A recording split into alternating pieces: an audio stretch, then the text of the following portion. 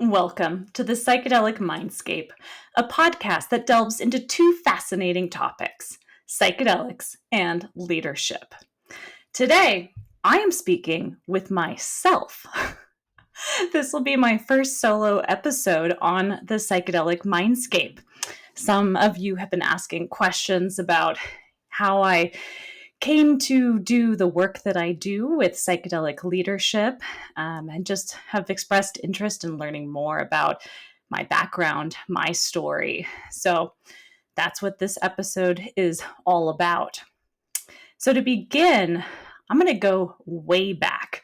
If you've got zero interest in childhood background, then feel free to skip ahead to where I talk about my professional work that I'm doing today.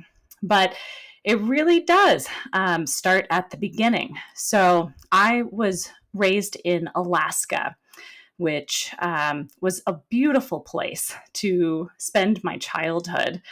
I grew up in Anchorage, Alaska, so that's considered the southern portion, perhaps the balmier portion of Alaska.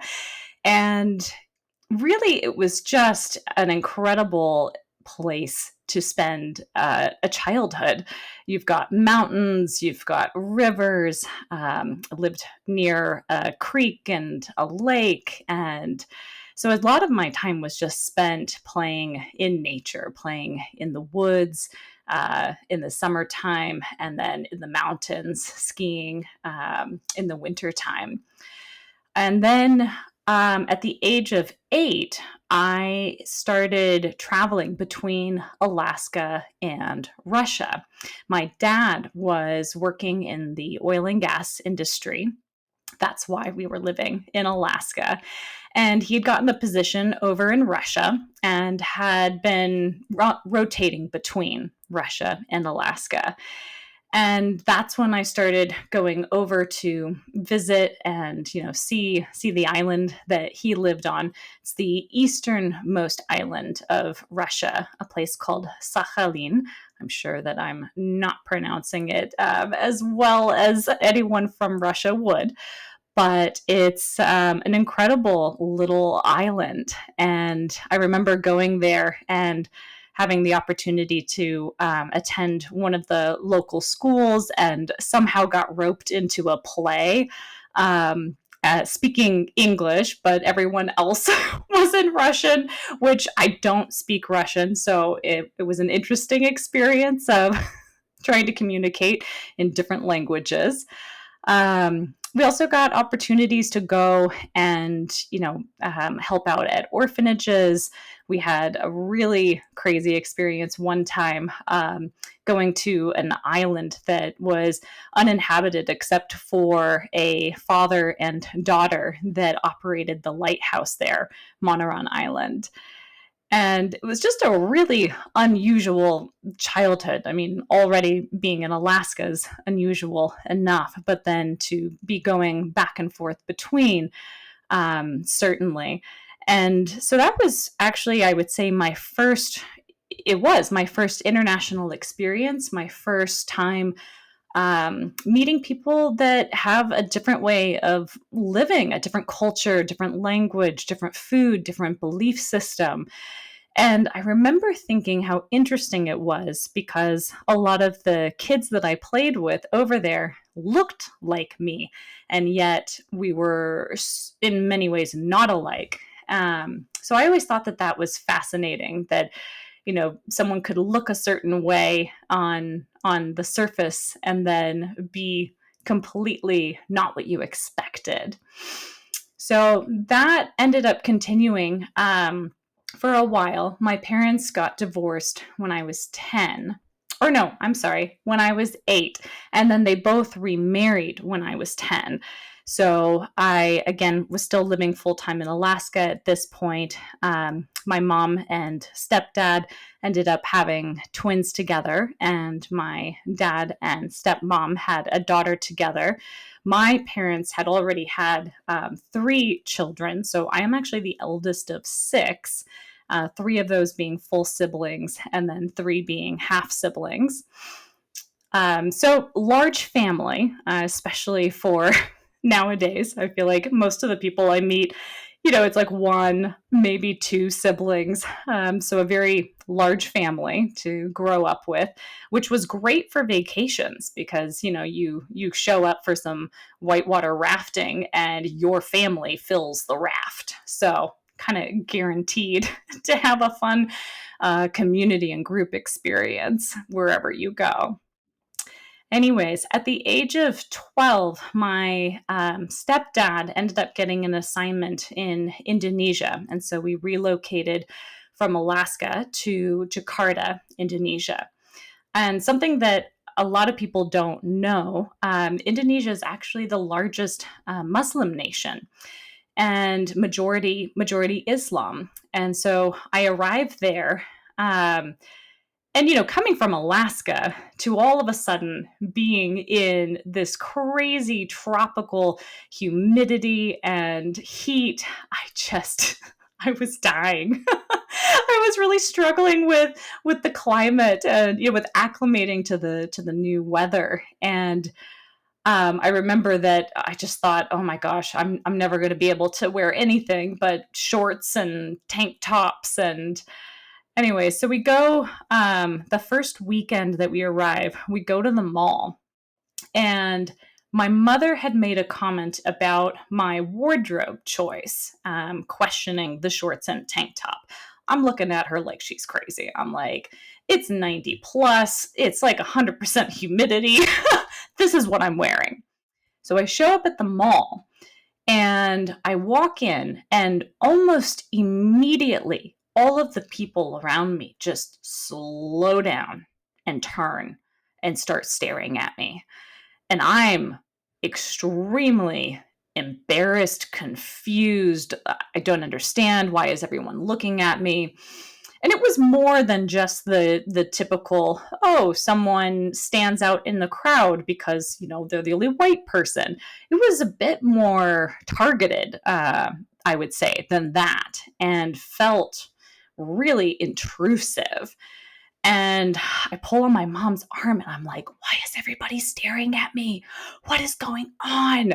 And she turns around and she looks at me and says, I tried to tell you that your outfit is not appropriate. You're in Indonesia. This is the largest Muslim nation. To them, you're practically naked right now. Welcome to Jakarta. So that was, I would say, perhaps my first experience with culture shock, and learned very quickly that going out dressed like that would draw unwanted attention. So I had to adapt. I ended up attending the Jakarta International School, which was this incredible school full of people from so many different countries. I mean, in my class alone, in my grade level alone, we had 54 different countries represented. So when I looked at my, mix of friends, sure, there were Americans, Canadians, North Americans, but I also had a best friend from Nepal and another one from Holland and another one from Japan. And it was just this beautiful mixing pot of different cultures. And I loved going to school there. Just really enjoyed the teachers. They were very passionate about what they did. And I really enjoyed just learning about different customs and different ways, that people approached life.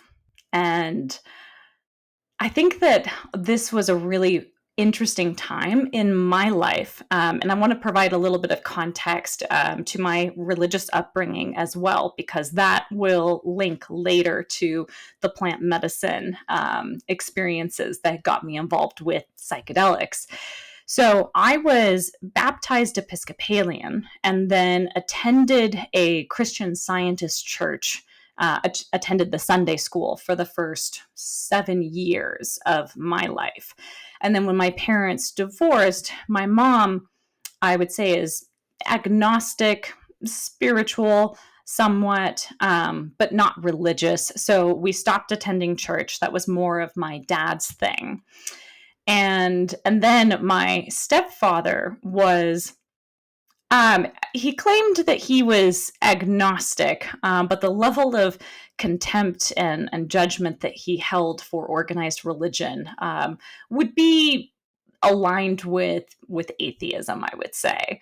So, growing up between these two households of very religious and very anti-establishment, anti-organized religion, created a lot of internal tension and confusion for myself. And so, when I landed in Indonesia and all of a sudden got exposed to even more religious beliefs and traditions and customs, I just got really fascinated and began this whole exploration. And I remember there was one art class that we had an assignment to paint a portrait, and the portrait that I landed on was this exact questioning of where do I stand in relation to God, in relation to spirit. And I had drawn this photo of myself with hands in Anjali Mudra, and I had this Balinese flower in the hands. There was a hijab. There was all these different elements that I was pulling together, and to me, looking back, it really represents just the amount of questioning and trying on and exploration that I went through.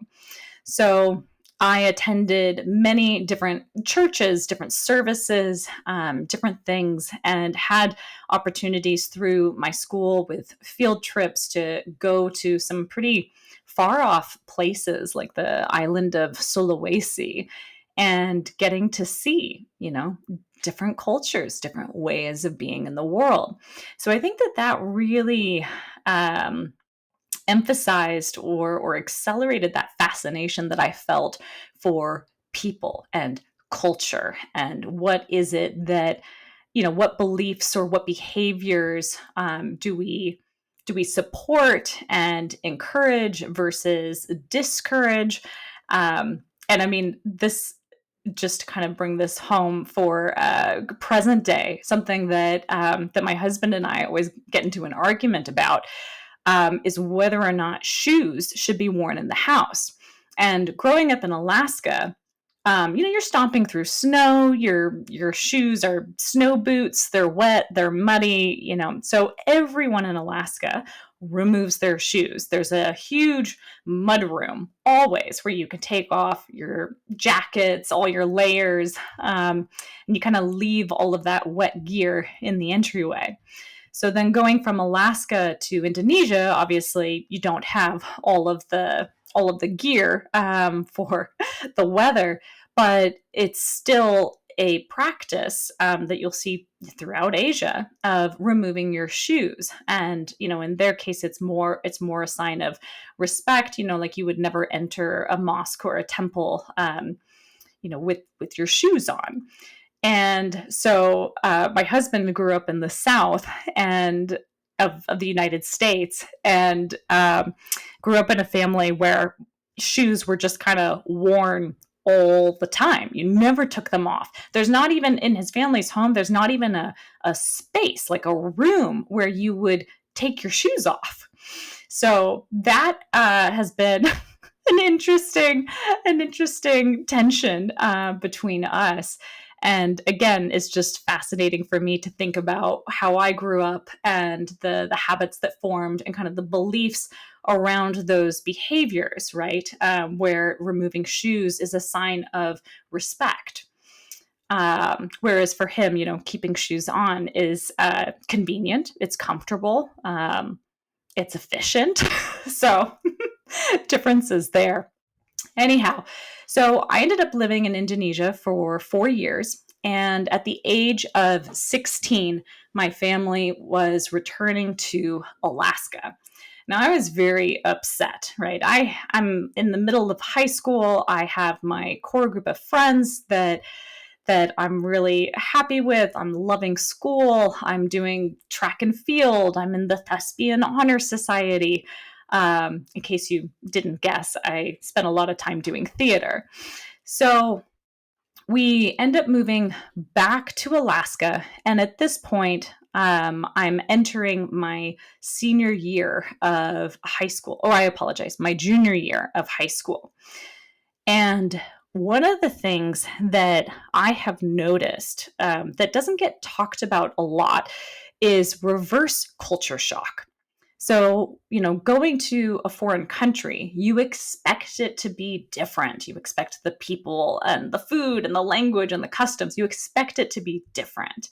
But what people don't talk about is that when you return to your homeland, especially if you are returning to the same town where you previously had established friendships and connections and community, you are so altered by that international experience that coming back to a place that you believe is going to feel comfortable and like home then does not, and then creates, that reverse culture shock. And so I honestly struggled a lot those last 2 years of high school, just feeling like I didn't fit in. I wasn't interested in the topics of conversation. No one seemed concerned at all about what was happening in the world or, just various geopolitical events. And I felt like, wow, if I have to sit through one more gathering of people talking about the clothing that they bought or the latest car that their parents got them or whatever it was, I was like, I'm going to go crazy. So I kind of went into a bit of a hermitude and really just buckled down on school and my studies.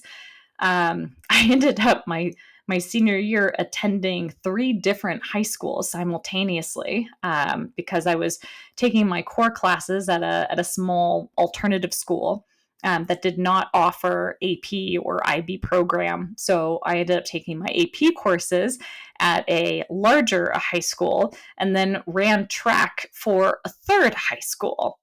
So I had my hands pretty full. And I think that certainly helped in terms of not having much of a social life.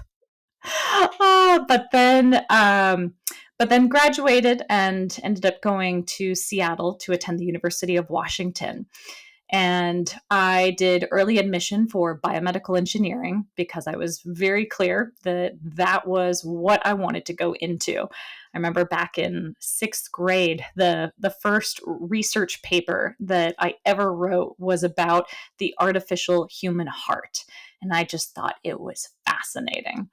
And before getting to university, I remember meeting a biomedical engineer that was working on synthetic blood. And I just had this interesting conversation and, was like, wait, so what is your title? What is your degree? What is it that you do? And he tells me, I'm a biomedical engineer. I said, great, that's what I'm going to become. So I went to school for that. And after maybe just a few months of attending university, my family relocated. This would be my mom, stepdad, and 4 of my siblings relocated to Azerbaijan, and we're living in Baku. So throughout university, it was bouncing between Seattle and Baku for my summer breaks, and again was just more travel, more exposure to different parts of the world. And it's interesting to me now looking back. Of course, as a child, you aren't really aware that the life that you are leading is unusual or privileged. And in some ways, I feel like this story, this whole tale of how I grew up, can really alienate people from me in the sense that it is a very privileged upbringing. And it's an experience that not many people have the opportunity, especially that young during those really important developmental years. And at the same time, I think that having that level of exposure so early on is also what enables me to connect with people. One of my really good friends is a Japanese acupuncturist. And I think that this might have been one of my favorite compliments and just kind of puts a ribbon around this nicely. He said, when you met me, you didn't see male, you didn't see Japanese, you didn't, think about, oh, this, accent that maybe is different or difficult to understand. He said, with you, I felt like you just saw me. You saw the humanness of me. And I think that seeing so many different people in terms of the way that they look, they dress, their habits, their customs, their culture, um, really does enable me to create this welcoming space for the human essence within each person. And this is something that I've heard, from clients as well, this, creation of an incredibly safe space to express, this non-judgmental space to express fears and vulnerabilities and, things of that nature. So, yes, I'm just saying that on the one hand, I feel like this story and my upbringing may alienate some in that it's so out there. And at the same time, having that experience, I think, is what allows me to connect so deeply with people from all different walks of life. So from there, I ended up going into a career that honestly followed in the footsteps of my father's. So both my dad and stepdad were petrochemical engineers for oil and gas companies. And even though I graduated with biomedical engineering, wanted to be in the biotech, med device, health tech space, when I graduated, I couldn't find a job. I applied to so many positions, including, research positions that I wasn't really that excited about. I had spent 2 years working in a laboratory at the University of Washington, the Heart and Muscle Mechanics Lab. And by the end of it, I knew that working in a clean room with test tubes and pipettes and just, by myself late at night was not for me. So, I came out of that saying, well, I'm definitely not going that route. I want to work with people and I want to travel. I want to see the world. And the offer that I got from an oil and gas company was exactly that opportunity to work with people and travel the world. So, my first job was with ExxonMobil doing environmental engineering, which ended up encompassing regulatory, some aspects of security, and then also socioeconomic management. And my first project was in Papua New Guinea with the company team, or the project team rather, based out of Australia. So there was a lot of flights back and forth from Houston, Texas to Australia. I also worked on projects in Canada, offshore Malaysia, and a project in Iraq with the team based out of Dubai. So for me, I felt right at home in the sense that I had been raised in that, family and was used to travel and all of that. During that time, I met my first husband and got married shortly before my stepfather passed away. So I had been working at Exxon for, I want to say, maybe 2 years at this point when my stepdad was diagnosed with brain cancer. Very aggressive, the most common type, very aggressive form. And he actually had two tumors that, well, we'll say multiple tumors that were wrapped around the corpus callosum, which is the bridge between the left and right hemisphere of the brain. So it was inoperable. And, he joined clinical trials, tried a lot of experimental pharmaceuticals. My mom, who had previously been an RN, was critical in helping him, advocate for himself through our healthcare system and to get him enrolled in various clinical trials. So, anyways, he ended up passing away 2 days before Christmas in 2011. And I've written a lot about the arguments that my dad and I used to have, which was around his desire to spend pretty much all waking hours at work. His usual schedule was waking up at 4 a.m., going for a bike ride or a workout of some kind, getting to the office well before anyone else, and then would be home if it was a good night by 7:30, but it was not rare that he might not get home until 8. And I remember he and I having arguments about being on family vacations where he's pulled away because of work, or I have to leave in the middle of the family trip because there's an emergency at work.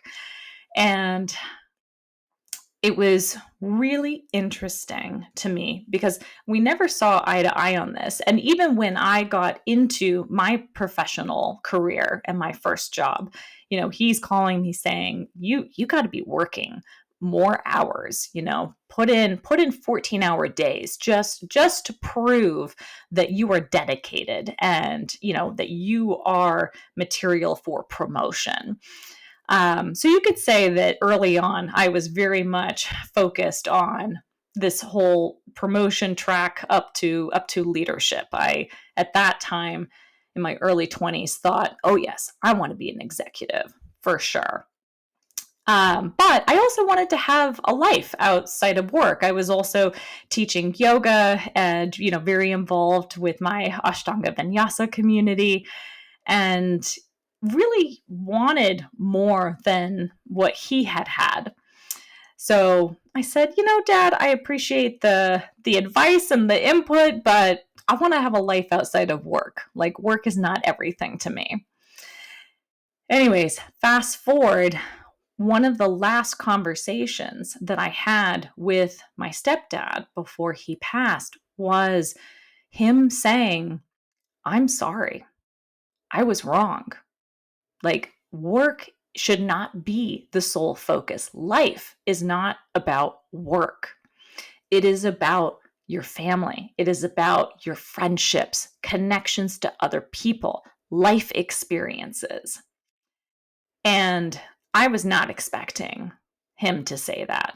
Someone who was a workaholic from, his first job working in a flower shop. I think that was at the age of 16 all the way through. He ended up passing away at the age of 49. He never made it to retirement.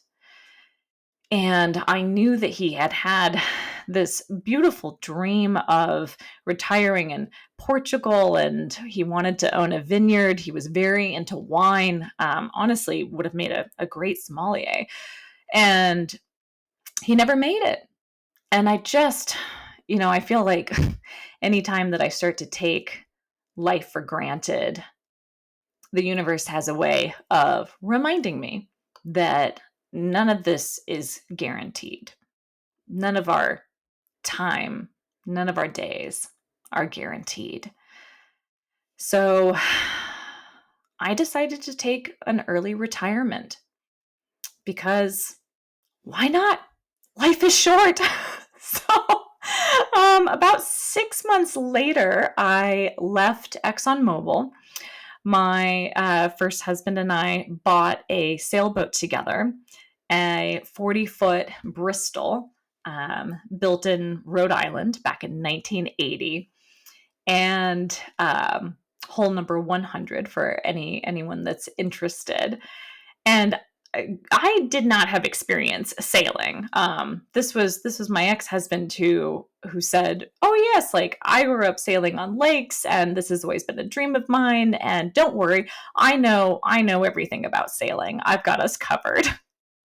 So we spent several months renovating the boat, and we're talking stripping all the hardware, um, fixing the fiberglass, getting new covers put on the sails, sewing. Just, I mean, a lot of skills that I had not developed. But my ex had, and so we renovated the boat and got her ready, and then set sail on the Eva Marie. I believe it was March of 2012, and departed from New Orleans, which is where we had bought the boat, on Lake Pontchartrain, and also left with our cat, Mr. Pips, who became quite the adventurous sailing cat.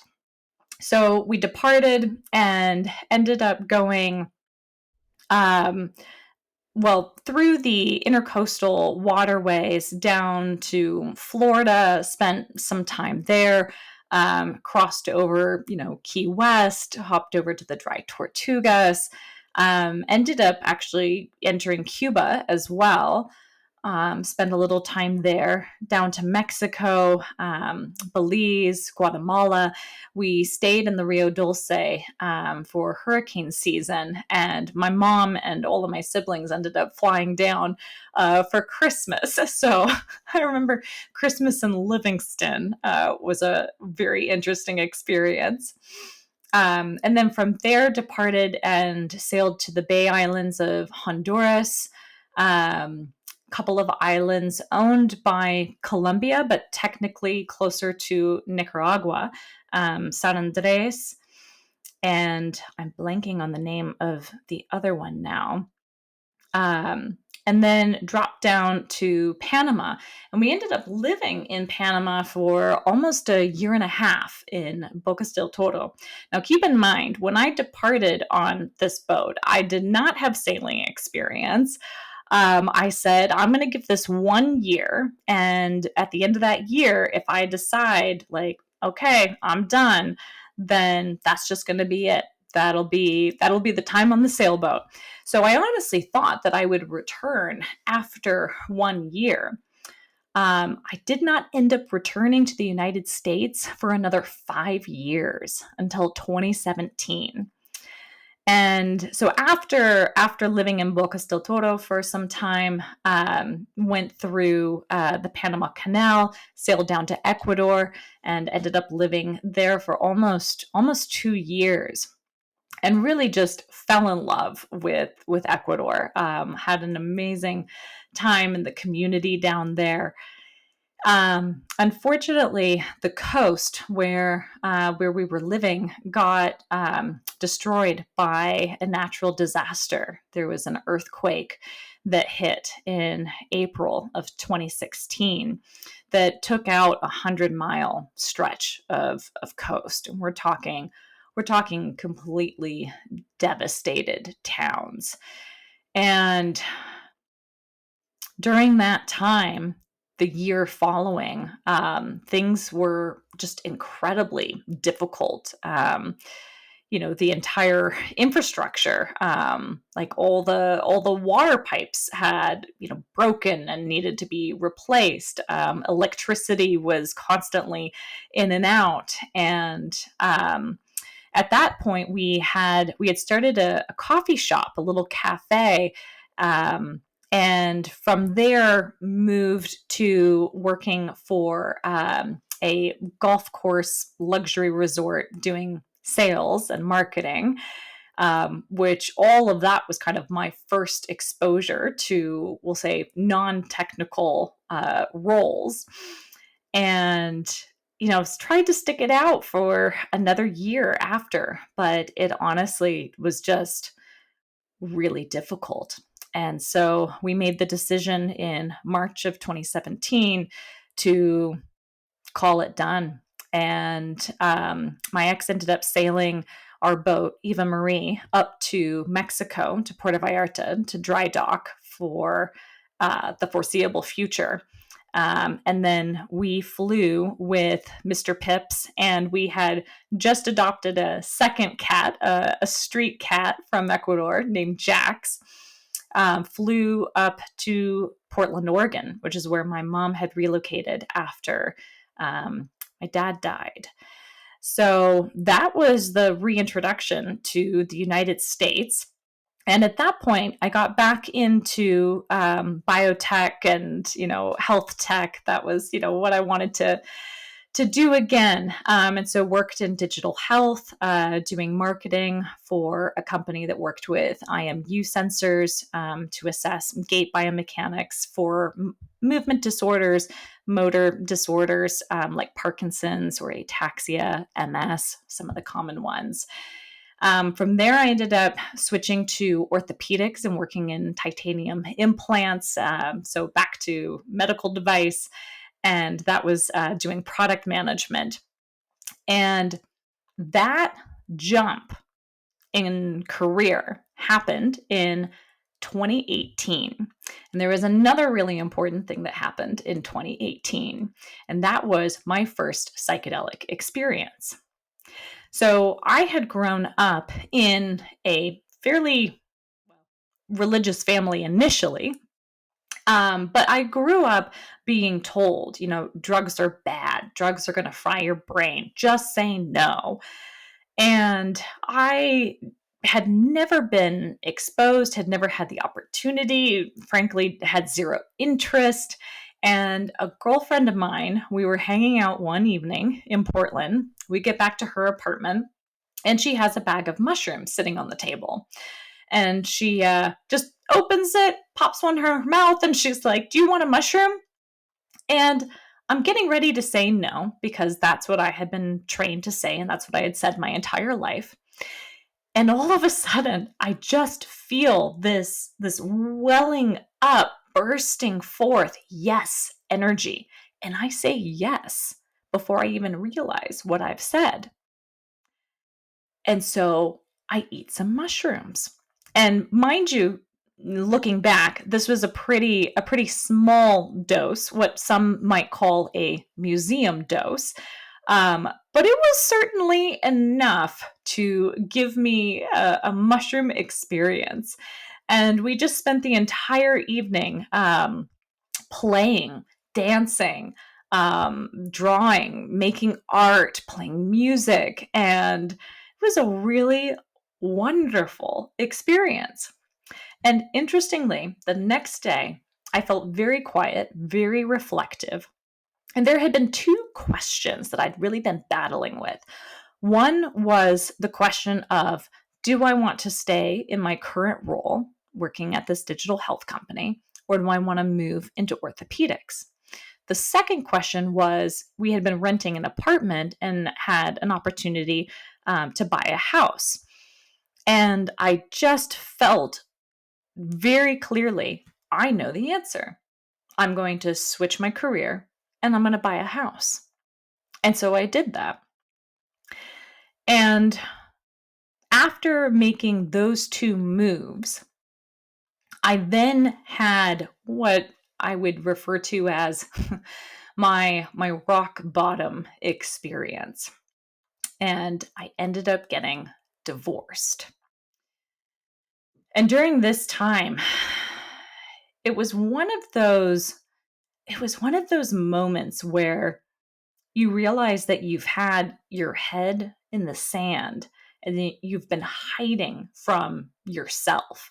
Looking back, my schedule was so packed between work and travel and adventures and climbing gym and trail running, and I had zero downtime. I had zero space to sit with my own thoughts or feelings.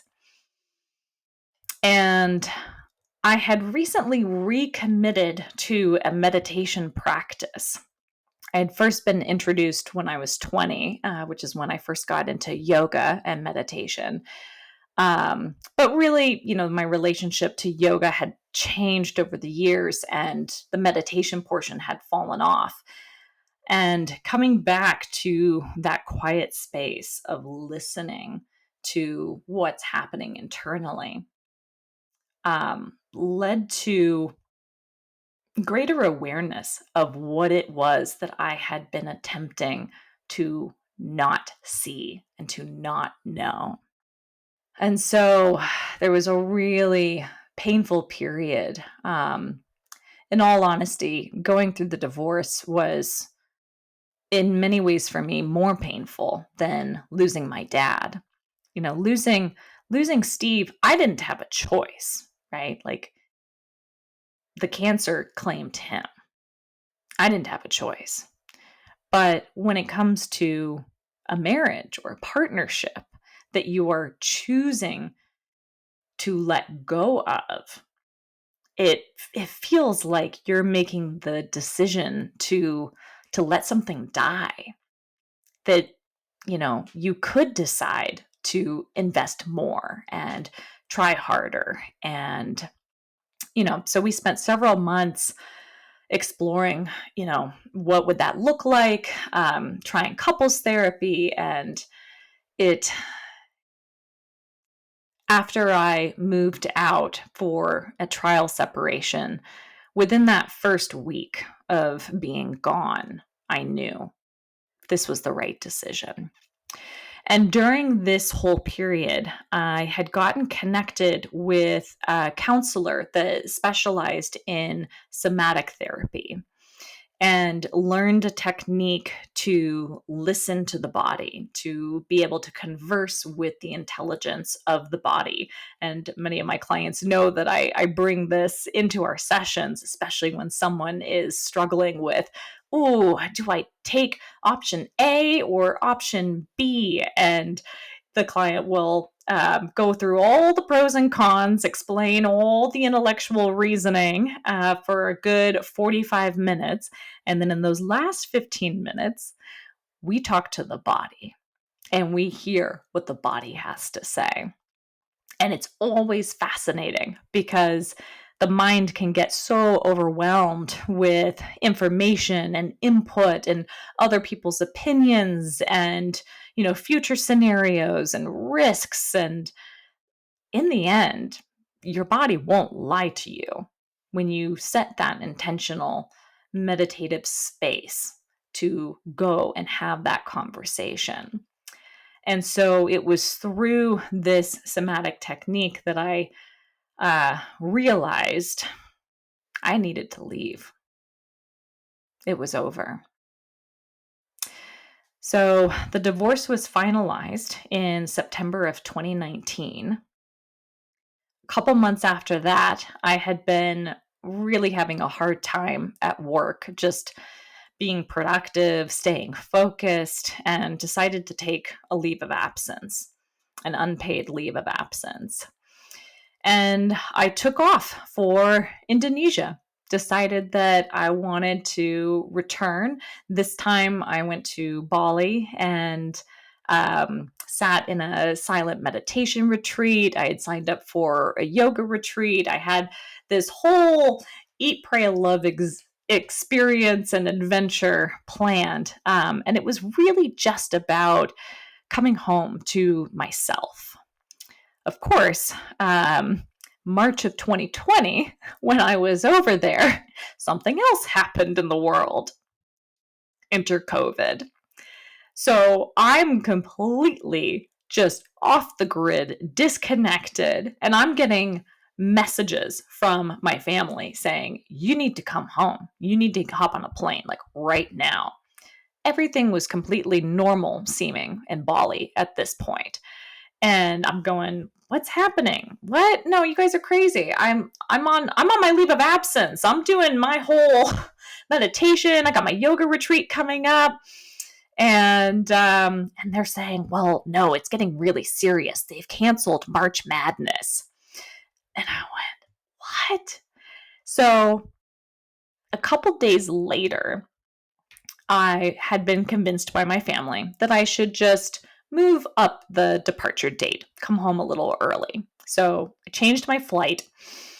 And within 24 hours of that flight, Bali then issued a statement that they would be closing the borders within 48 hours. And so it was just complete madness at this point. Everyone rushing to the airport, rushing to get out. I ended up not being able to change my flight, but fortunately, it technically was leaving, before that 48-hour window was up. So I'm at the airport. Uh, I'm really just stressed out and uncertain and like not sure what's going on. Everyone's wearing masks. Fortunately, I had been able to get one from the Airbnb host that I had been staying with, and caught a flight from Bali with a layover in Dubai, or a connection rather, in Dubai. And I get off the plane in Dubai and I look up at the board of all the flights that are departing. And every single one of them canceled, canceled, canceled. My flight to Seattle was the only one that took off. So I made it back to the United States and ended up quarantining in my friend's garden shed that had been converted, since I couldn't go home to my family's house. And honestly, I mean, I didn't have a place to live. My ex and I had sold the house that we bought together, so I really didn't have anywhere to go or anywhere to land. So COVID, for me, I know that for many, it was a very, very difficult experience. And um, for me, I would say that it ended up really being this beautiful opportunity for spiritual exploration. I had already felt inspired because of the divorce. I wanted to understand, how did I contribute to this dynamic? Why did I marry someone that I didn't want to marry? And why did I stay in a marriage that wasn't working for as long as I did? So there was a lot of self exploration that was going on in terms of family systems, family of origin, all of that. And simultaneously with, going deeper into meditation practices, I started, listening to a lot of various talks from different mystics, and just really spent a lot of time on my relationship to God, looking at my religious trauma and looking at, well, what does spirituality mean to me, and establishing practices and rituals that served me. So it really was a spiritual journey for me. And coming through that journey, also integrated plant medicine and other psychedelics as a part of this self exploration and expanding consciousness. And it was after a psychedelic experience that I realized the problems that I had been tackling at work for this orthopedic manufacturer um, really just seemed so insignificant and not important to the world. And I came out of this journey with the knowledge that what I actually wanted to do was to help people. I wanted to help others on their path to self actualization, to fulfilling their potential, to identifying what is it that you even want to fulfill? What is your definition of success? How do you want to show up in the world? And what's holding you back? What are those behaviors that are blocking you? What are those blind spots that you're not aware of? So, to me, I feel that if more of us are able to live authentically, to express ourselves in our work, in our creativity, then we'll have more people that are working on the right projects for them. So to me, if we're going to solve the problems of the world, if we think about, planetary issues, political issues, warfare, all the various struggles that people go through, to me, the more of us that are doing work that is aligned with our values and with our unique skill set and our views, our desires for the world, then we're going to have more innovation and more creative solutions and problem solving. So I honestly see it as a way of saving the planet. If we've got happy people that are productive and focused on projects that are important to them, then the sooner we're going to find solutions that allow us to not only maintain and sustain, but actually, rebuild the planet. So that's my whole philosophy on that. Well, we are going to be taking a break and coming back with part 2 of this story.